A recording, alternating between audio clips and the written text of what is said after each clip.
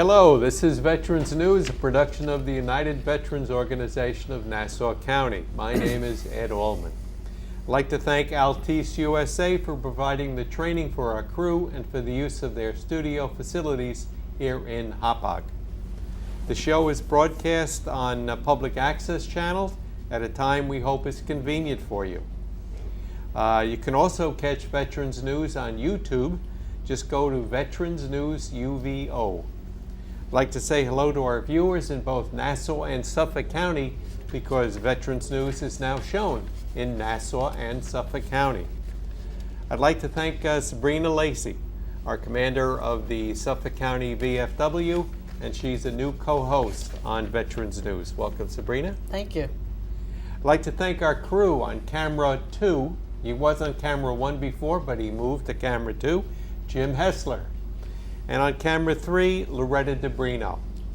Our video director is Beverly Allman. She has some relation to me. Our technical director is Pat Gulino, and our regular director is Bob Lane. By the way, if you'd like to ask me a question or make a comment about Veterans News, just go to veteransnewsuvo@gmail.com. That's veteransnewsuvo@gmail.com. Our guests today are two. Paul White, the Assistant Director of Long Island National Cemetery in Farmingdale, and Nanette Furio, the Administrative Supervisor out at Calverton. That's also a national cemetery. We'll talk to our guest in a few minutes, but first let us remember the veterans who died recently. Lawrence Werters, a graduate of the Merchant Marine Academy and a World War II Navy veteran. Sebastian Carnella, another combat Navy veteran of World War II. Alfred Hess of Bayville, proudly served in the U.S. Army during the Korean War. Robert Fugari of West Islip, another Army veteran of the Korean War. Frank Giacompazzo of Holbrook was a staff sergeant in the U.S. Air Corps during World War II. Dennis Hansen of Comac was in the Air Force Reserve when he was called up during the Cuban Missile Crisis. Walter Brew of Port Washington was a veteran of the Korean War. Norman Terrigen, also of Port Washington, was a proud Army veteran. Albert Furman, formerly of Baldwin, and a graduate of Aviation High School, was a Korean War veteran. Nick Donatelli of Bayport was a proud Army veteran of World War II. John Reggie of Northport was a quartermaster aboard the USS Beale during World War II. Dennis Bradley was a U.S. Marine Corps veteran who worked at Calverton National Cemetery and is interred there. Edward Sacco of Bayport was a proud veteran of World War II. Celestino Tesoro of Hampton Bays used his GI Bill to go to college and to law school. He was an Army veteran of World War II. Lastly, Floyd Carter was a retired New York City policeman and a Tuskegee Airman. That's the end of Veterans News now. It's time for our guests. Hello, Paul. Hello, Ed. How are you? Nanette, how are you? Well, thank you. Okay. Thank you for having us today. All right. Ladies and gentlemen, you're not veterans, but you were with the Cemetery Association for quite some time. Can you tell me, Nanette, how you started at the VA? Sure. Well, I started back in 1974 at the VA hospital in Northport as a clerk in the medical division, and I was there until 1983. I took a hiatus, came back to VA service. Hiatus, what for? Family. Family. Yes, I got married, had two children.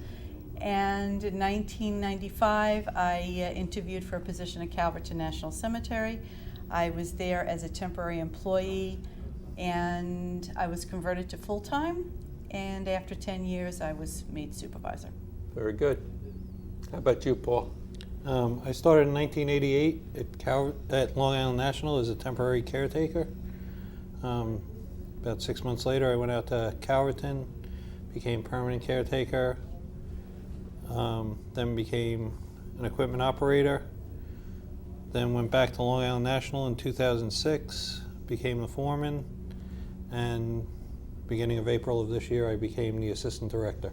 Very good. Both of you have started on the bottom and you've risen to the top. Very good. Thank you. Very Thank good.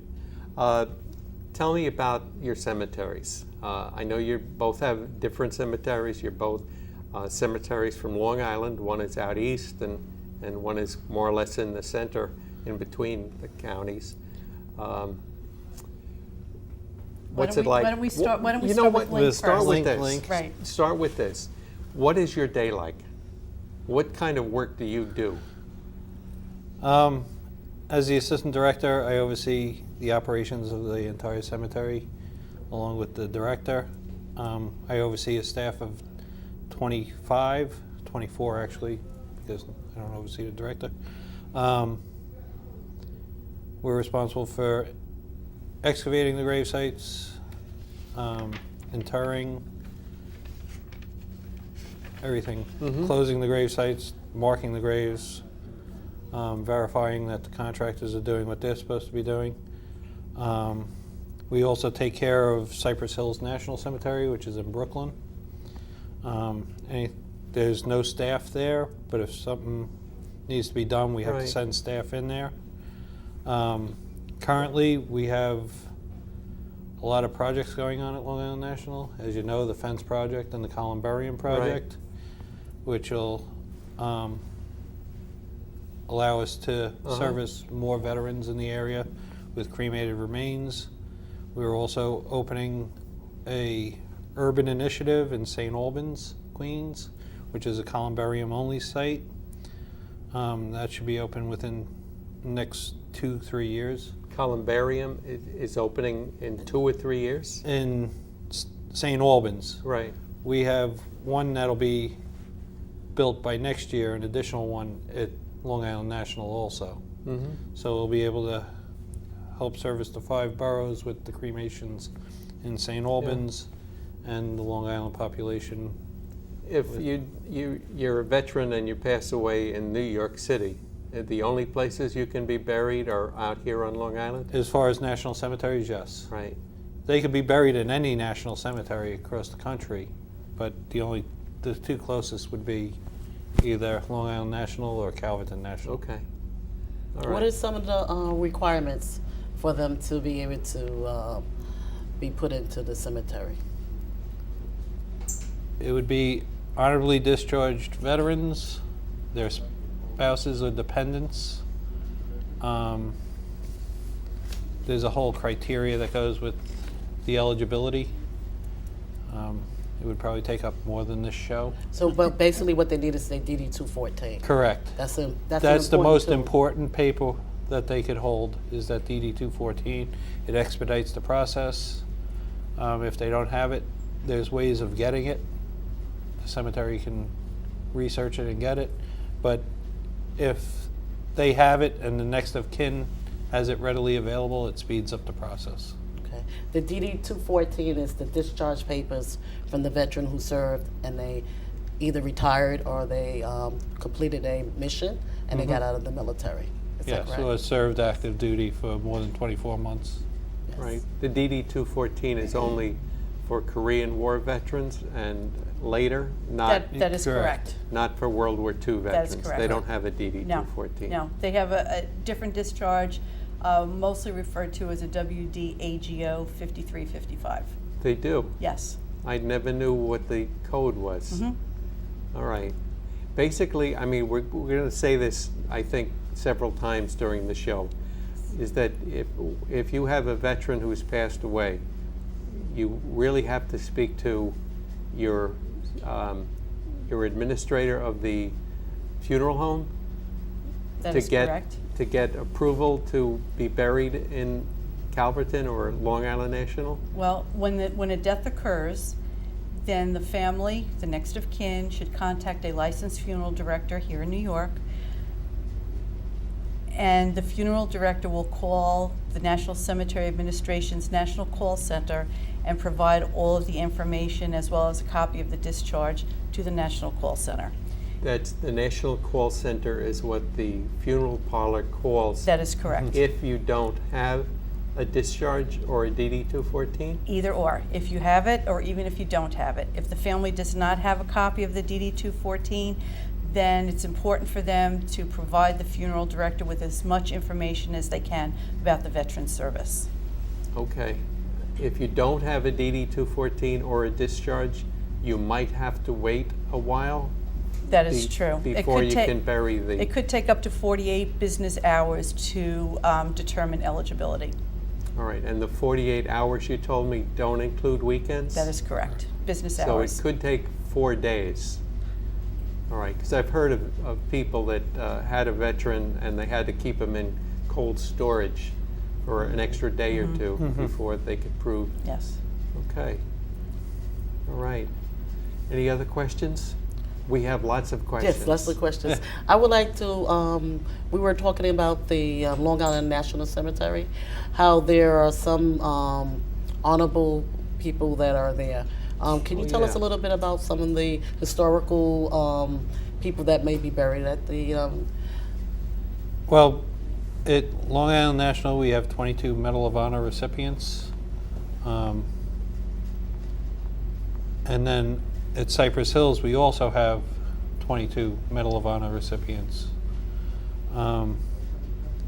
There are some, what you would call notable people buried at Long Island National, just to name two.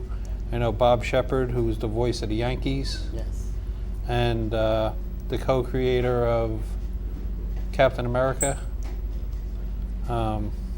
is interred there. And they're all notable. I mean, yes. every one of them. I just all the want veterans. the younger viewers to know that some of our baseball players, a lot of them were in the military as well. So that Yes. shows the history that we have in the Yeah, Bob cemetery. Shepard So when was they a- go, they can start looking and they can see it. And Bob Shepard was a World War II vet. I believe he was Navy. Navy. And every Memorial Day at the Medal of Honor recipients' grave sites, we put up a black granite marker with their citation on it. So if anybody wants to come out and see what they received the Medal of Honor for, it's all right there in the black granite. Yes. You also said that your family members were served in the military. That is correct. Okay. Yes. I had my father and my father-in-law both served during World War II. And they were buried at Calverton. And they're both at Calverton. So that means that Calverton is doing something marvelous if you're going to bury your family Yes. there. And like I said, thank you for your service of your family. Thank you. And thank you for what both of y'all are doing at the cemeteries. And actually, my parents are buried at Calverton also. Really? Yes. What's the difference between Pine Lawn or Long Island National and Calverton? Okay. Well, Calverton opened up in 1978. And 1978. that's approximately when Long Island National closed. They are considered a closed cemetery right now. What's closed about them? I thought people could still get buried at Long Island National. They do. We do approximately 2,000 burials a year. 2,000. Yes. That's a lot of burials.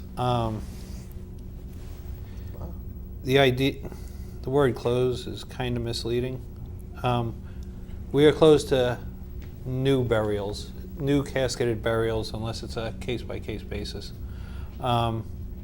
We exhausted all our land in 1977, 78.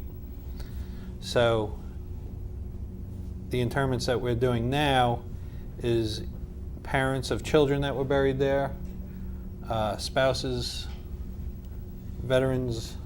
The spouse went first, and now the veteran's being buried. Parents and children, Dependent children, yes. dependent children of a veteran that died Yes. can be buried with him. Yes. And With I didn't some know that. criteria attached to Yes. it. So everybody have to be screened and they have to meet certain qualifications Yes. before they can be- Everything is. Yes. One-on-one basis. Yes. Yes. Okay. A What is Calverton? child may be buried up to is eligible for burial in a national cemetery up to the age of 21, Okay. okay? Or 23 if they are attending an accredited college. Okay. So And- if the death occurs up until, before the age of 21, yes, they're automatic. If the veteran is eligible for interment in a national cemetery, the dependent is as well. Okay. They can't be married. Is that true? That is correct. That's correct. Okay. All right. How was Calverton different than Long Island? Okay, so Calverton opened up in 1978. We have 1,045 acres. 1,000 acres. 1,045 acres, yes. We are the largest national cemetery by landmass Really? throughout the system, and we are the third busiest cemetery nationwide. We have approximately 6,000 interments a year. 6,000 at Calverton and 2,000 at Long Island Yes. National. Okay, that's a population of 150, 130,000 veterans on Long Island, and the city has about the same, another 150 or so. So out of a total of 300,000 veterans, you're burying 8,000 a month? 6,000 A year. plus A year. 2,000? A year. A year. A year, year. yes. Okay. All right. Very good. Burial options. What am I going to say? The Calverton, we Yes. have, right now, the Good. Memorial Day is coming up. And I want to say, I've been doing, when I was in the reserves, we would support the Calverton, and we all marched down there, and we would do what we need to do. And everyone was doing a marvelous job. Recently, I went to Calverton, and I saw a lot of monuments. Can you tell me a little bit about how we expanded with the monuments and the different areas that we have for the Iraqi and Afghanistan soldiers that are Okay. buried there? Well, when the cemetery first opened up in 1978, the National Cemetery Administration really wanted the cemetery to have a park-like appearance. And therefore, all of the grave markers back then were all flat bronze markers. So, when you look out into the field, it Right. looks like there's- Uniform, yeah. very uniform. So approximately around 1990, we were mandated by Congress to then transition to the upright marble markers. So all of the sections, thereafter, were all now upright marble markers. Does that mean that each soldier have their own marker? That is correct. Oh, that's marvelous. Yes, That's the beautiful. veteran is always on the front of the marker, and the spouse is on the reverse side. If the spouse should predecease the veteran, then the spouse is on the front of the marker, and at the time of the veteran's demise, then a new marker is made with the veteran on the front. When the Memorial Day come, with the VFW and American Legions, all the organizations come together. Yes. That's a whole community in itself. And then we go there and we honor those veterans that are fallen. We see some of the ones that we serve with. So that brings the community together, and we are honored to do what we have to do. So what we wanted to say, thank you for what you have done over all these years. And thank you and for to take supporting. back, because that couldn't be executed with the Flag Day, and now we're getting ready to have the Reef Day. How is the Reef across America doing at Calverton? Doing very well. I remember the first year that we had started, I think we had like 7 wreaths that were donated to us. And this past December, we had close to 40,000 wreaths. And Wreaths. they're all donated. Yeah. Yeah, and just past year, it was really cold out there. But the community came out and they placed a reef out there. And how many placements did they have to do to place There there? are almost 40,000 wreaths. So- 40,000. Yes. Oh my goodness. The Boy Scouts deliver flags, so the Cub Scouts on It's- Memorial Day? It's a whole gamut of everybody. It's VSOs, it's Cub Scouts, Boy Scouts, Girl Scouts, just volunteers that Right. stop in to pay respect. I don't know how many Calverton gets, but we get probably, if I had to guess, it's probably 3,000 to 5,000 volunteers to put down We have 6,000 volunteers at the Calverton. flags. 6,000 volunteers show up. Volunteers show up the Saturday before Memorial Memorial Day, and the flags Wow. are put down within 1 hour. Yeah. It is quite a feat. Within 1 hour, Within 1 hour, 6,000 every people grave put flags on every yes, grave. every grave in the cemetery has a gravesite flag on it. That's great. Wow, that's wonderful. Tell us where they have to go to do this. Where do the people volunteer? Okay, well, they're always looking for volunteers. What you can do is call the office, because the gentleman you need to contact is Mr. Frank Bailey, and I don't know his phone number off the top of my head, but we can provide Okay. that number to them. I think we have your phone number on the Yes. screen. Yes. Okay, so if Okay. you call the cemetery, we can give you Mr. Bailey's number. He is part of the committee that organizes the event, Very good. and he assigns each group the section, that they have to work in. Okay, that's at Calverton. That's at Calverton, and then the volunteers are also expected to come back the Saturday after To pick them Memorial up. Day, To pick yes, them to up. pick them up, yes, and Wow. and store them for next year. And that's the same for Long Island National? Long Island National, we do the same thing. It's just run a little bit different. We don't assign sections, so if somebody wants to come in and volunteer, they're more than welcome just to come in, pick an area, and start placing flags. Yeah. Do they bring their own flags? No, we supply everything. You supply the Yes. flags? Yes. Oh, that's very nice. What are the Very feedbacks nice. you're getting from the community for the family members? I know you get to see them, and how are they? They love it. Oh, they, about that? yeah. It's They- breathtaking. If you haven't come out, if there is anyone that has not seen it, you have to come out and visit that week. Yeah, and if you want to be a part of it, like for Long Island National, you got to get there fairly early, because we got close to 250,000 grave sites, and it's done in 2 hours. Okay. The Memorial Days and the Veteran Days, I know it's very busy out there for everyone, because everyone's coming out there to give their regards to the fallen soldiers. What have you seen over the years that you have been doing in terms of the transition of people coming more or less? What have you seen? People are coming more or less? Because it's busy right now. Everyone's Yes. having a lot of Yeah. problems with this and that. So. I see more participation. For Veterans Day, we probably have between 500 and 800 people in attendance. For Memorial Day, we have in excess of 1,000 people attending our Memorial Day service. There are funeral homes from the city, Brooklyn, Bronx, Manhattan, that will bring their family members that don't have an opportunity to visit Calverton because of the distance. They will bring them out that Right. day to visit the graves, and they attend our Memorial Day service as well. Very good. I'm going to ask you again, what's the procedure to inter someone at either Calverton or Long Island National? Okay, so the family member would go to their licensed funeral director, provide a copy of the discharge, Right. or as much information about the veteran's service to the funeral director. The licensed funeral director calls the National Cemetery Scheduling Office, and then they take all the information from the funeral director. If the discharge is not available, then the agent at the National Call Center will give it to our eligibility office, and they will search for a copy of the discharge.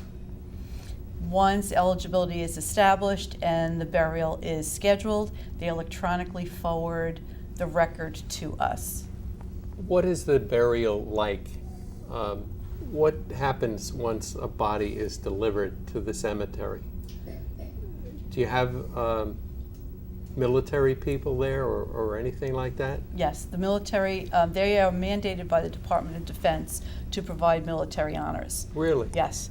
So when That's great. That's- I Yes. have gotten so many phone calls from people that they wanted somebody to show up to provide, and I made arrangements occasionally to have somebody there. But if I didn't, there would be a funeral? Yes. Well, I'm not That's quite sure at how. you. Oh, okay. What I'm having is the funeral homes are locating the VFWs and American Legions, because a lot of them call the office where we are, and they ask us to be present there. So I would go out to Calverton and I would be present there, and I give my regards to the family and thank them for their service to. But that doesn't happen that often, does it? Where the Yes. where the cemetery will contact the VFW or the American Legion? Out here in Suffolk County. Well, the night before the before the burial takes place, we fax to each branch of service our schedule. So if we have, say, 20 on the schedule for that day and 11 of them are Army veterans, because it is annotated on the schedule, then the Army will ensure that they have 2 soldiers out here the next day to be at attention at the head and the foot of the casket. They will fold the American flag. They will Very good. present the American flag to the next of kin. That's very good. Is that the same way it happens at Long Island National? With Long Island National, the funeral home will contact whatever branch of service the veteran served in, and they will send out a detail to service those veterans. And even on some instances, a funeral home may not call. If there is a detail on the premises, they will assist with other funerals. They just don't come just for their one. If they're Right. there, they will assist. Or we can call them and they will show up if they're in a nearby cemetery.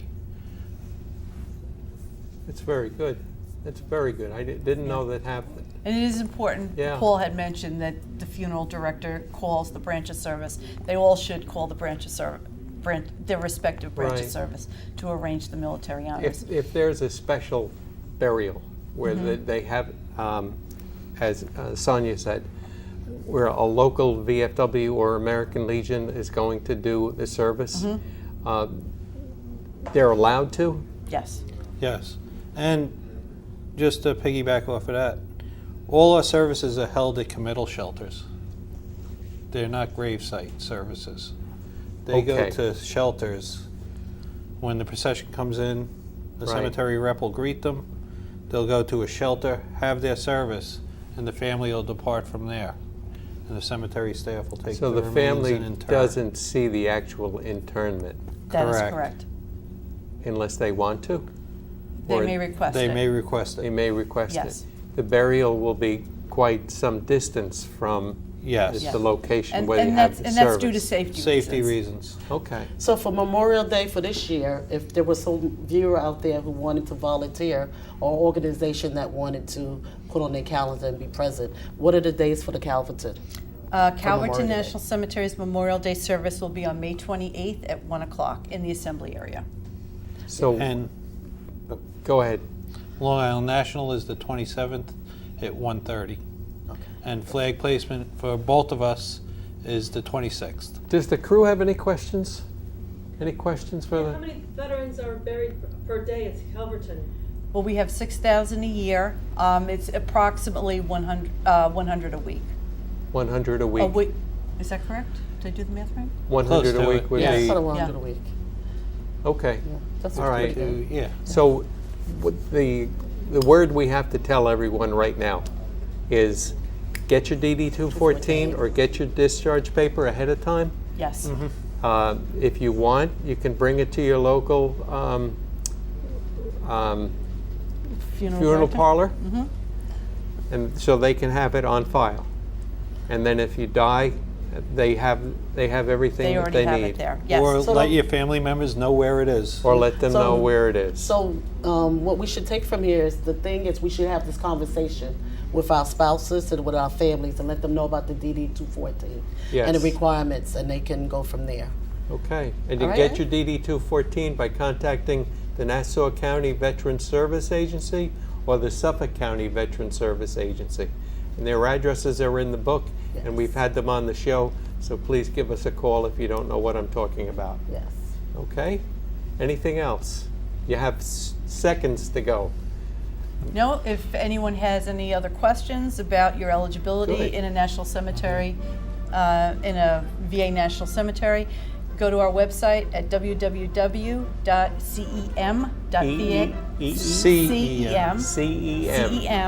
cem.va.gov. Okay, that's important to know. Thank you very much for listening and watching.